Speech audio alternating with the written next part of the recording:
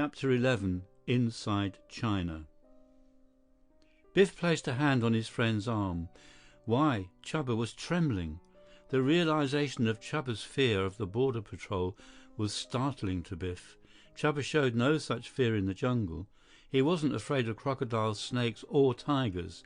He respected them as man's natural enemies. But now, confronted with the border guard, Chuba was near panic. Biff thought back to Chuba's talk about how easy it was to cross the border, how he said he'd crossed several times. When they were discussing this dangerous trip, Chuba had practically brushed the guards aside as no problem. But the fear must have been there just the same. Chuba was a good actor.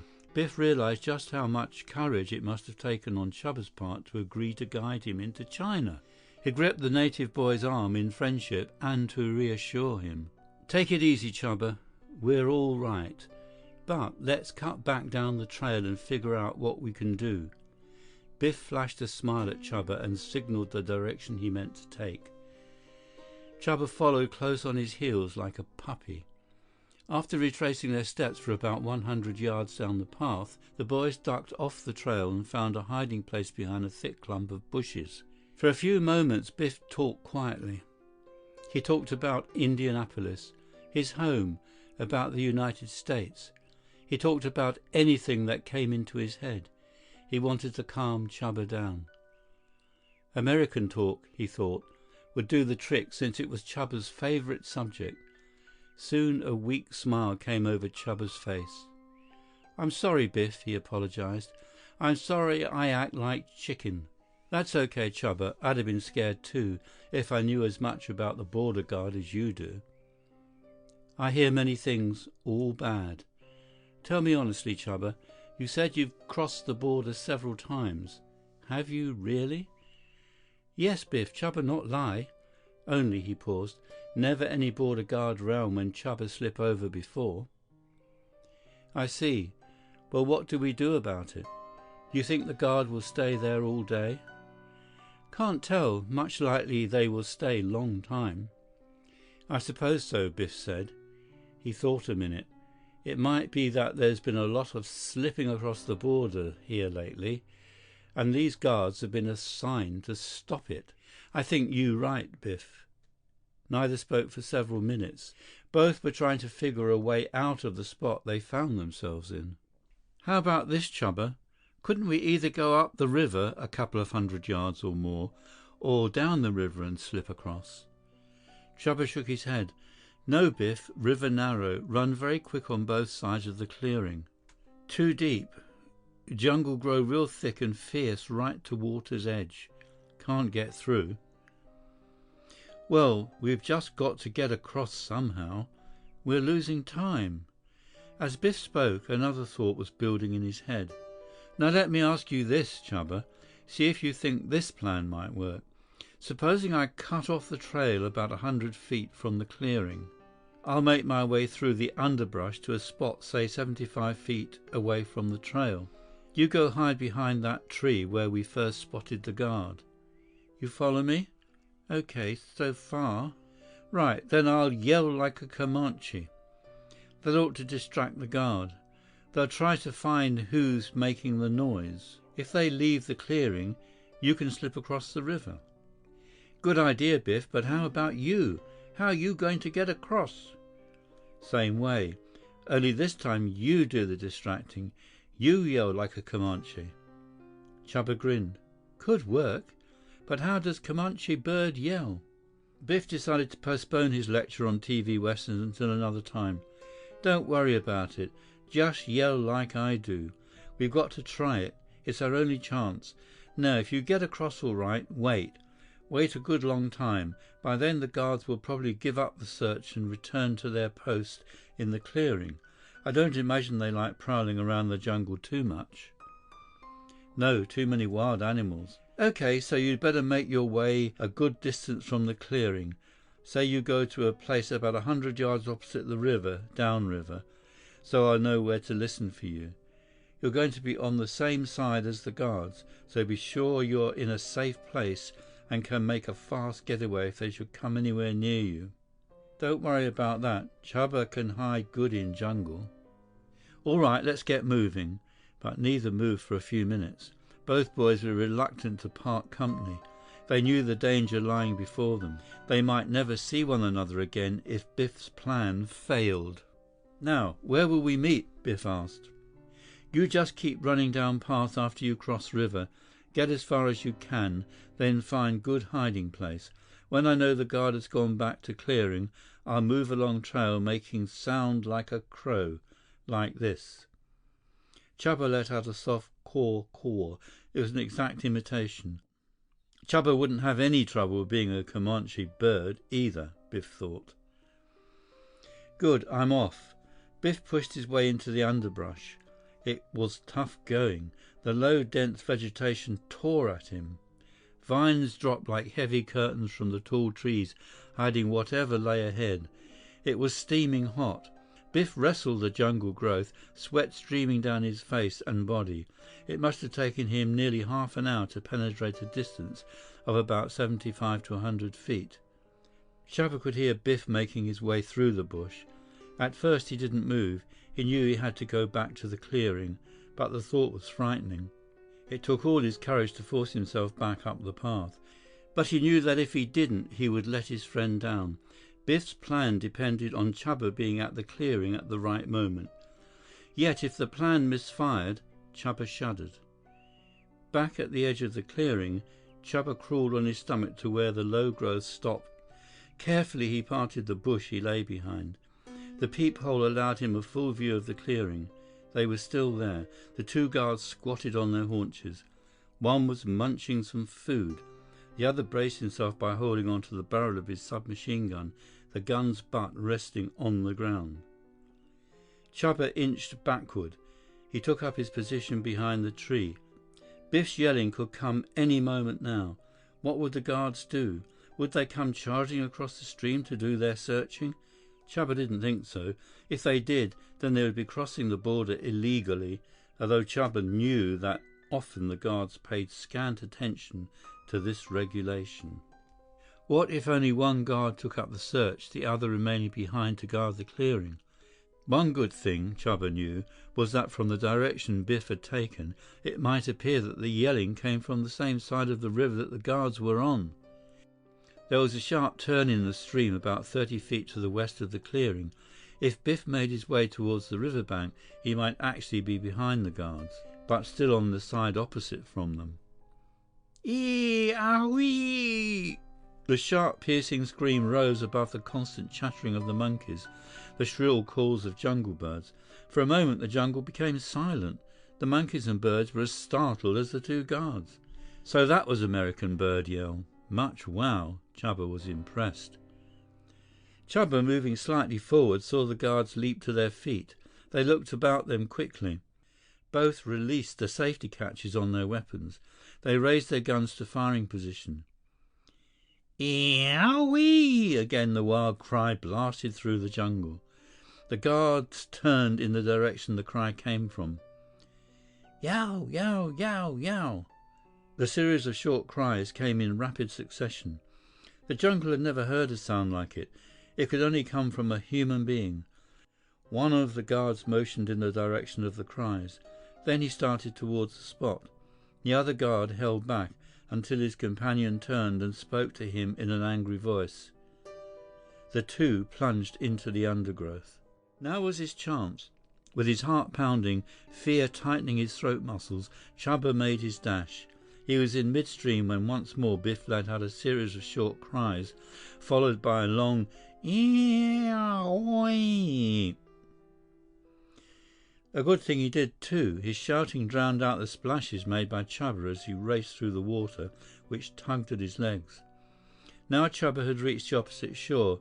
He tore down the trail, his lungs bursting from his effort. When he felt the guards were well behind him, Chuba cut off to the left of the trail, spotted a hiding place, and dived under the sprawling bush. He lay there gasping for breath. How long he lay there, Chuba had no way of telling. Finally, he forced himself to his feet. Biff might already be at the tree, waiting for Chuba to take over his part in the action. Chuba moved along the path back towards the river. He moved cautiously, silently, making no more noise than a big cat stalking its prey. When he neared the clearing, Chubba went down to his hands and knees. Taking advantage of the cover offered by the low bushes, he crept forward. Again carefully parting a heavy bush, he looked into the clearing. The guards had returned. They were talking rapidly to one another. Chubba couldn't make out their words, but he felt sure they were talking about the strange cry they had heard. They were probably frightened by it, and at this thought, Chubba smiled. He felt a lot better now. He had made it over the border. But even as he had this thought, he remembered Biff. Biff had to get across. Only half the job was done. Biff would surely be back at the tree by now. Time for more action. A frown of doubt crossed Chubba's face. Would the guard be fooled a second time? Chubba went ahead with the plan. He walked back up the trail for 100 paces.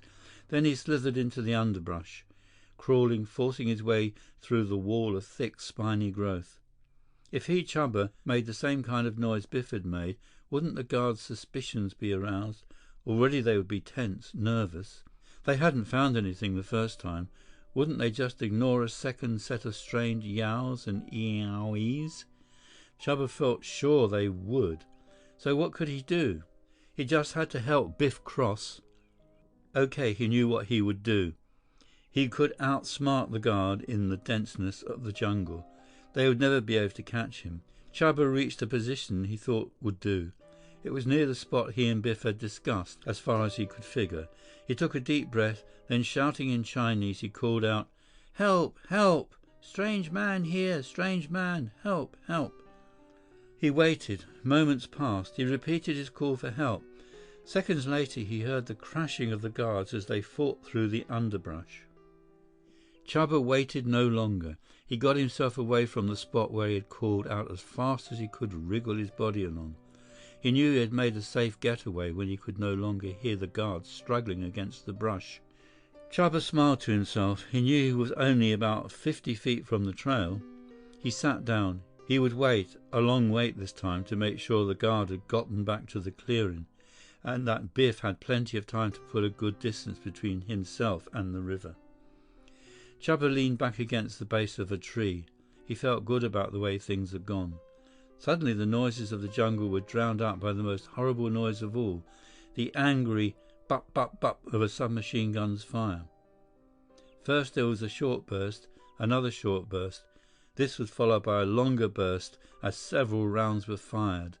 Then silence. Chapter 12, Shooting the Yangtze Rapids. Eerie silence spread over the jungle following the machine gun firing. The jungle was holding its breath. The monkeys, birds, even the cicadas stopped their endless chattering and calling for several moments. Chubba sat rigid, his fists clenched, as fear tore at his nerves. Biff. What had happened to his friend Biff? What could he do? What was there to do? The question whirled in his head. No sensible answers came. If he went back down the trail toward the river, he might run into the guards, still prowling, ready to let loose their deadly spray of bullets at the slightest strange sound or movement. But what about Biff? Had those shots been directed at him, and had they reached him? Chubba shuddered at the thought. After waiting as long as his worried mind would permit him, Chubba decided to investigate. On his stomach, he wormed his way toward the path.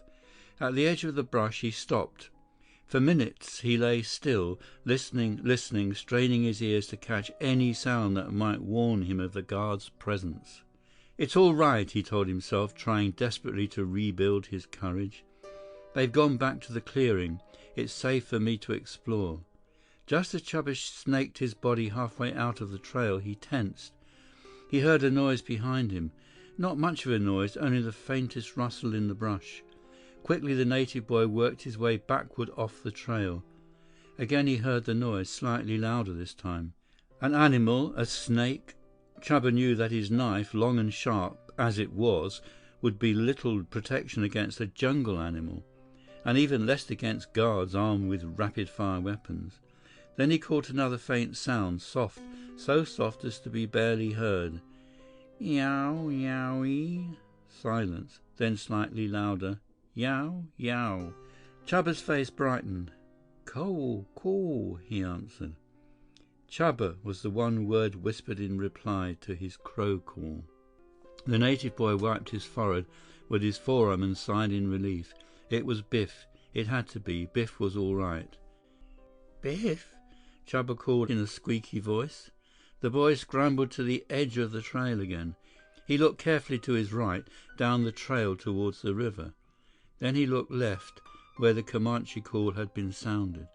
He saw Biff's stained face poke out of the bushes about 10 feet away. A big grin showed white teeth even whiter against his brown face. The two boys wasted no time in talk. They made tracks and fast, away from the river, away from the border guard. After an hour of steady traveling, Chubba darted off the main path, following a little used one deep into the bush. We rest here, Chubba said, gasping for breath. Okay by me, said Biff. It seemed to him that every bone, every muscle in his body ached. The struggle through the jungle growth, the tension of making the river crossing had worn both boys out. Both were only too happy to stretch out and let their bodies regain strength. So this is China, Biff said wearily. He sat up, dug into his bundle, and took out a small bottle of antiseptic. This he rubbed over the scratches on his legs and arms. He handed the bottle to Chubba. Then he took out a large tube of insect repellent. Flies and mosquitoes had formed a small cloud around the two. What happened? Chubba asked. I heard much gunshoots. I worry. I think maybe they shoot Biff. They tried to, Chubba. I fooled them, though. How you do this? Well, I got across the river all right without being seen. Those guards really jumped when they heard you call. I'd gone maybe 50 feet down the trail on this side when I heard the guards coming back out of the brush, back to the trail. So I dived into a thicket and crawled away from the trail. I don't know how long I waited. Then I heard the guards getting nearer the spot where I was hiding. They almost find you. Darn near it. I don't believe they could have been more than 10 feet from me at one time. That's when I figured I had to do something. I found a stick about 3 feet long and as thick as your arm. I heard the guards talking to one another. Then I hurtled the stick as far as I could. It crashed in the brush, made quite a noise. Just what I wanted. The guards rushed back down the trail towards the spot where the stick landed. Then they opened up. That's the shooting you heard. Chubba smiled. I bet they cut big hole in underbrush with those bullets. But we fooled them, Chubba. We got across. Now we better get moving again, the boy was suddenly very businesslike. Not far from here is small village. When we get there, we take main road. Now we're inside China, no more have to take to secret trails and paths. We just two Chinese beggar boys. By nightfall, the boys had reached the crumbling grey wall surrounding a small village. In this village, said Chubba, lives the young brother of my father. He will give us shelter for the night. The boys passed through the village gate. Biff saw a small rust-stained cannon seemingly hanging down from the wall on one side of the gate. At the other side, another cannon lay in the dirt at the base of the wall. It had long since broken away from its emplacement. Once, many years ago, these cannon protected the village from the raids of bandits. But now the wall was crumbling in many places, and the city was open to anyone wishing to enter. Biff and Chubba made their way along a narrow dirt street, lined with small houses made of thatch and mud. Men, women and children, all poorly dressed, moved back and forth, at times filling the street until it was difficult for the boys to make their way. They reached the end of the street, a distance of not much more than a quarter of a mile. Chubba cut off to his left towards a house standing just inside the grey wall, but somewhat removed from the other houses. The house of my uncle, Chubba said, pointing. Biff was glad to leave the street. It was littered with trash, and the smells were sickening. When we are inside the house of my uncle, you must not say a single word, Chubba warned. I do not want even him to know you are a America boy. I tell him you can hear but cannot talk. I tell him we on our way to visit the older brother of my father, he who lives on the banks of the Yangtze River. The house was roughly made of earthen bricks and thatched with wheat straw. A small man stood at the entrance to the house. The doorway was closed only by a drooping cloth, sewn together from several grain bags. Chuba bowed low as he approached his uncle. They spoke together rapidly. Biff, of course, could not understand a single word spoken. Chuba turned to him. "My uncle welcomes us. He says we may sleep here, and he will feed us. Come, we go in." The floor of the house was earth, worn smooth and packed hard by the feet of 3 generations of the uncle's family. A Chinese woman looked at the boys as they entered, but spoke no word of greeting. She was the uncle's wife. 2 children, each younger and smaller than Chuba, stared at the boys, their eyes round with wonder at seeing strangers. Chuba's uncle spoke to his wife. Minutes later, she brought both the boys a small portion of rice, served in an earthen saucer. The rice had little or no flavor for Biff, but it was hot and he ate every grain. Night had fallen. The only light came from the fire in the open oven set in one wall of the house. The uncle spoke again to Chuba, and the boy nodded and motioned Biff to follow. The uncle took them into a small room which was to be their sleeping room. There were only 3 rooms in the house. Biff looked about him. The room was bare except for one low bench standing in the center. They would sleep that night on the dirt floor. And sleep they did, as if they were in the most comfortable beds ever made. At dawn, with another small bowl of rice to warm their stomachs, the boys were on their way again. The boys crossed the plateau of Yunnan and reached Chekiang on the Yangtze River. This was the small town where the older brother of Chuba's father lived. From this uncle, Chuba borrowed a crudely built small boat, held together with wire and wooden pegs. 2 cumbersome, double-bladed oars would be the power. The boat was to be left at Sunhiango, a village about 100 miles west of Chungking. Chuba's uncle would get it on his next trip to the large city. The Yangtze River, rising out of the mountains of Tibet on its 3,500-mile course to the Yellow Sea, flows swiftly in the western part of China. The ugly yellow water roars through chasms, with lofty crags on either side rising 300 feet high. The little boat, Biff in the bow, Chuba in the stern, raced along like a small chip of wood. It was fun at first after the tiring days of fighting their way through the jungle on foot. They sped through gorges, putting mile after mile behind them. As they neared Sunhiango, the river widened. Boiling white water told Biff that they were getting into shallower water. A roar from ahead told him they were approaching rapids. They shot the first 3 rapids without trouble, then entered a broad, smooth stretch of water where they drifted slowly with the current. Rounding a sharp bend, Biff again heard the roar of white water. This time the roar was louder than before. The small craft suddenly picked up speed. The boat plunged into the swirling, dashing water and was tossed about as if it were a twig. Time and again, it seemed the boat would crash on a huge boulder. Each time the current swirled it around just in time to prevent a smash-up. Looking ahead, Biff could see the end of the rapid. The round swell of the water was a warning. Falls ahead. There must be a drop of several feet, Biff figured. He couldn't see directly beyond the falls. All that was visible was a broad body of water beyond, smooth, quiet, wide enough to be a small lake. There was nothing to do but pray that the boat would get safely over the falls and into the calm water beyond. "Hold on, Chuba," Biff called. Oars were useless now. The boat was caught up in a natural spillway, a narrow, fast-moving path of water which shot over the falls and plunged downward. The boat shot over the spillway. For moments it seemed to hang in mid-air. Then it hit the water below with a bone-jarring smack. "We made it!" Biff cried jubilantly, turning to look back at Chuba. Chuba had disappeared. He had been thrown out of the boat as it leapt over the falls. Biff spotted his friend's head in the water, 20 feet this side of the falls. "Have a good swim, Chuba," Biff shouted gaily. "I'll wait for you." Biff reset the oars and leaned them on his knees. "Hey, chum, not so much splash." Biff's happy call faded out. Chuba was floundering in the water. His arms stopped thrashing and his head went out of sight. Then it bobbed into view, only to sink a second time. With a start, Biff realized Chuba couldn't swim.